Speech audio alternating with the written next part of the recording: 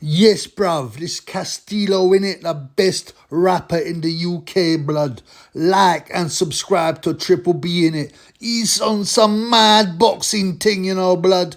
Bruv, better than Jollof Rice. Yeah, thanks, Castillo, you bellend. I'd never heard of you, but, you know, thanks for bigging up the Triple B in it, brav. Yeah, you wish saying Triple B. Remember to like and subscribe and keep the haters away. Anyway, Dan Azeez, Joshua Buatsi. Yeah, I guess is a big British fight of the weekend. Unless you're a Conor Bum fan. He's fighting Peter Dobson, some geezer I never heard of, in the USA. So Daniel Azeez, Joshua Buatsi was meant to happen last year. I've already done a preview of it. As I remember, I was saying, yeah, he's worth the bet. Azeez at the time he was 4-1. This will drop to 3-1. But let's have a look at it again. I mean, it's for the Commonwealth and British light heavyweight title. The weigh-in, Buatsi is weighed in just under, and Azeez is weighed in about 3 pounds under the light heavyweight limit. I'm always very suspicious of those. You know, when the scales say that, I always think, yeah, someone's gone in overweight, but they've deliberately manipulated the scale so they still have to fight, man. You know? When you get someone who's like, 3 pounds out below the limit, you're like, hang on, man.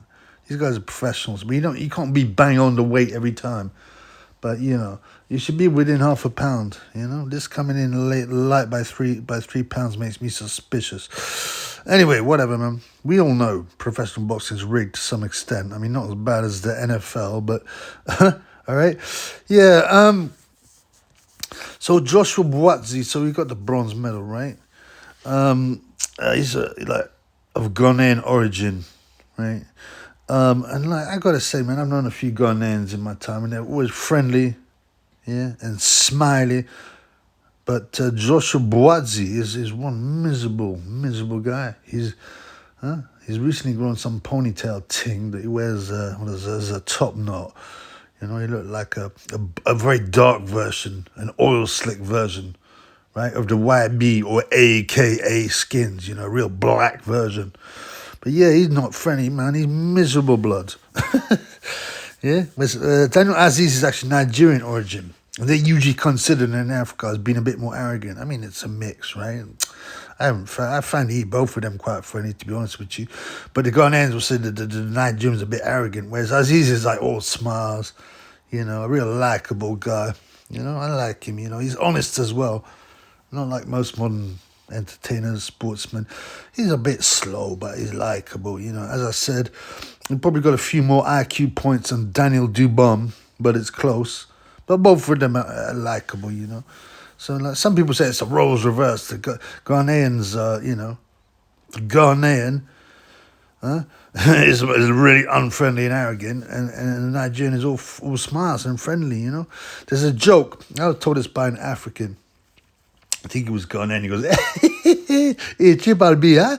He goes, what is the difference between a Ghanaian and a Nigerian man? And I said, I don't know, bro. You tell me. He goes, hey, the Ghanaian will smile when he is robbing you. Anyway, apparently it's a very funny joke. Like, they'll both rob you, but the Ghanaian will do it with a smile on his face. I don't know. I think it's not a bad joke. But in my experience, Ghanaians have been pretty friendly. I had an instructor once who was Ghanaian. He was always laughing and smiling, man. He's a good guy. Anyway, stereotypes aside, although they do exist for a reason, the build-up has been cringe, man. Cringe. And this is a big fight. I mean, I think it's an even fight, despite the fact that, what's his face? Azeez is 3-1 underdog. They're both unbeaten.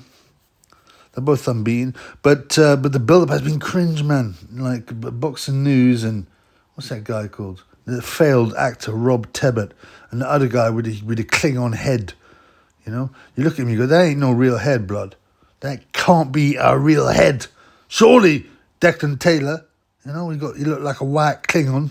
You know what Klingon is? That Star Trek character with a big head, a fake head, like Declan Taylor's head, right? Anyway, they've got this bell end. Yeah, they've tried to trendy things up, right? They've got some bell end called Castillo, He's apparently, I have no idea who this Bellend is. He always wears his dark glasses. He got ponytail too. Stupid tattoos all over his neck and that kind of stuff. And, gold teeth, all of them. Not just like Triple B who has one. All of them. Yeah. But they call that a grill. Yeah. I got no idea what this Bellend is. I think he's a rapper, man. But he's a fool. He's a bellend. He talks all like roadman, yeah, and he's going to be doing a head-to-head, and all he does is stupid, deliberate, lame roadman type questions, ethnic questions. Right, got a big question here, bruv. Yeah, he calls everyone bruv, innit? Yes, this is a mad ting, bruv. That's what he say, mad ting, innit, and bruv. Right? Okay, so who's got the better jollof rice, blood? Is it Ghana or is it Nigeria, fam? I fucking hate Mon Britain. It's so cringe, man. And of course, my man Azeez says, it's Nigerian jollof. Ghanaian, Buatsi, it's Ghanaian jollof. I actually did some research. Right? And jollof is not actually originally from that part of Africa. It's from a slightly different part, but regardless, it got brought in. But yeah, the mainstream opinion is that Ghanaian jollof rice is the best, innit? Well, this is boxing, man. Why they got this rapper Bellend? And why are you asking about jollof rice, man? Ask about fighting. And he starts going, yeah, who's the best rapper in the UK? And everybody know, especially if they listen to Triple B videos, there's only one rapper in the UK, and his name's Gay J. You remember he done that before the Jarrah Miller fight that never happened? They both did a rap, didn't they? He was best rapper in the UK. There's only one name, and it's Gay J. And but none of them answered Gay J, funnily enough. They went Stormzy or Dave innit, bruv, or whatever. I don't know. I never heard of these bellends. I listen to the old school rap. I don't know. The modern ones are so cringe. Yeah. But anyway, then Castillo says, yeah, blood, this is a mad thing, innit, blood? I'm sitting here, innit, as a rapper, and none of you mention Castillo, fam, innit? That's one mad thing, blood, bruv. I'm just like, I go, boom, off button. Why? Sick of modern Britain, man. But, Azeez, like I said, for me, if I wanted a guy to win, it would be Azeez. Like, he's older, he's likable. He started boxing later. He says he got KO'd in the first round in 30 seconds in his first amateur fight. I don't know if he means just stopped or actually KO'd, right? But BoxRec has an amateur record of him of 0 wins and 5 losses. And obviously, BoxRec's never complete in the amateurs. In the pros it's good. It's never complete in the amateurs. But it's kind of interesting. They're all by decision. And obviously, he's a bit of a late starter. He's become more and more impressive, and now he's beating, decent British level guys. And what's his face? Buatsi, obviously, he's got listed at least 70 fights, but he's probably had more amateur fights. He's blown hot and cold. He's looked rubbish in some fights. He's got a big height advantage. Now, usually when I get two even guys fighting, I look at the tall guy and I'm thinking, okay, if his chin's all right, then you've got a big advantage there. But it's not always that way. And Azeez is, has knocked out, what's his name, Jose Burton. And, Burton's tall. He was a decent prospect sometimes. He got stopped in 7. What has Azeez done? Rocky Fielding KO'd him. Wasn't Rocky Fielding an alleged... he seems like... am I tripping? Or wasn't he an alleged world champion at some stage? It seems nuts to me. Did he fight... Let me have a look, man. Wasn't he an alleged world champion who fought Canelo? Am I tripping on this? Yes! How did that guy ever become a world champion? Anyway, he got stopped by Dan Azeez, so that's a good result. Shakan Peters beaten on points. Ricky Summers beaten split decision. Andre Sterling TKO 9. So they're the best results. So Azeez has actually already beaten a former world champion, Rocky Fielding. His last fight was a guy called Khalid Graidia, if I'm pronouncing it right. Some Arab dude, although I think he's probably from Belgium or... No, he's from Luxembourg now. He's got a poor record now. 10 wins, 13 losses, 5 draws. He's been stopped twice. Yeah. And Ben Shittaker, Benzo Belen, Ben Shittaker, is fighting him in his 5th fight this weekend too. So, Dan, he won on points. Parker stopped this guy, Graidia. So, I wouldn't read too much into who else. Carol Itama's also beaten Graidia on points. But that wasn't a hugely impressive performance if you're aiming to be a world-class fighter. This guy's obviously a journeyman and tough, but you would have hoped for the stoppage. But going to Buatsi, he's had a couple of unimpressive fights himself. Last fight went Pavel Stepyan, if that's the right way to pronounce it. Won a decision against Craig Richards. That's not bad. That's quite close. Richard Bolotnik stopped him in the 11th round. But he's had some lukewarm stuff too, He's never stopped a former world champion, like Dan Azeez has, stopping, the legend or Rocky Fielding. But if you actually look at their records, pro records side by side, there's not a lot to distinguish them, right? But obviously the story is a bit deeper than that, okay? Because basically Buatsi's long amateur pedigree. And he's got like a 4-inch height advantage, Buatsi. But he looks, on the scales, that he looks muscular, Azeez. Azeez kind of bases himself on Marvin Hagler. He wears similar coloured shorts and he's got he's worn the same hat and glasses. I think it's quite cool, but to honour Hagler. But you got to develop your own, your full own style. Not look to other fighters. You kind of secretly admire fighters, but be Dan Azeez, not marvellous Dan Azeez. It's like that bum Steve Robinson calling himself Drago. That's just embarrassing, man.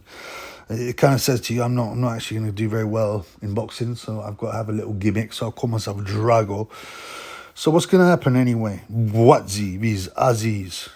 Who will win? The Ghanaian jollof rice, right? Or the Nigerian jollof rice? Now, the other advantage, Buatsi's 4 years younger at 30. Azeez is 34, but he's a fresh 34, remember that. Now, I had this fairly even. I have this as an even fight. A lot of people do have it an even fight, but I give the edge slightly to Buatsi. You get 3-1 on Azeez, and I made point. Put a maybe a $5 or a $10 on Azeez just because the odds are 3-1, and Buatsi can be lukewarm. And Azeez seems very relaxed in the build-up. They've sparred loads of rounds, which is interesting. But, Azeez has improved a lot. But Buatsi, he's one of those guys that probably peaked, frankly, as an amateur, even though it's a different game now. He's been in the game very long. Whereas Azeez's got that ability to improve with every fight because he hasn't got a long, he hasn't got a long amateur career. And he started late. What worries me, Buatsi's height. Azeez is saying he got knocked out in 30 seconds in the amateurs. That freaks me out a bit. Although he hasn't shown, I don't think he's been dropped, but he hasn't shown any vulnerability. He looks solid. I think Azeez, the power, the edge and power, I think they're fairly even in punches. Azeez is more aggressive though. What I'd like to see, I prefer the Nigerian jollof rice in this case to win Dan Azeez, to jump all over Buatsi. I just don't like Buatsi. I don't like his style. I don't like his personality. I don't like his face. You know what I'm saying? And so I'd like to see Azeez aggressively jump on Buatsi. Now, I always say, right, that if you really want to know, if you want to be honest to yourself and not let yourself be influenced by betting or by who you prefer to win, you have to say, if I had to bet my life on it, who would I bet, right? So that's what it comes down to. And I have to give the edge to Buatsi. Even though I think it's very even, I'm just thinking, he's got that special pedigree and that height. I ain't seen no weakness with his chin either. I think he might have been stopped once in the amateurs, but it was in the WBSS or something. I may be wrong. Off the top of my head, I thought he had. I might be mixing him up. It doesn't look, no, I might be mixing him up. But yeah, so he hasn't shown any weakness. So even though he's, he's got that amateur pedigree, he's got the height, reach, right? He's got experience. I think Azeez has the determination. I know what's going on psychologically. Azeez is relaxed. Buatsi seems tense, but you can't read too much. That's their personalities. And they both sparred a lot, which is what makes it very interesting. If I had to give the edge, I'd give it to Buatsi. If I was looking to bet, I'd say but 3-1. Yeah, I'd put a little small bet on Azeez, and I probably will. You know, I don't have much money, so I might put a fiver on.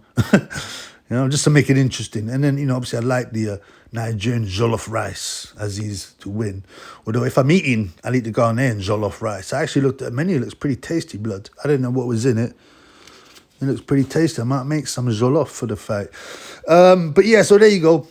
I think Buatsi will edge it on points. I think it would be a decent, close rumble with Buatsi winning on points. But the value, if you want to bet, might be in Azeez. He might outwork Buatsi, and you know maybe he'll hurt him. You know, because he's aggressive. So that's the prediction. Peace in the Middle East.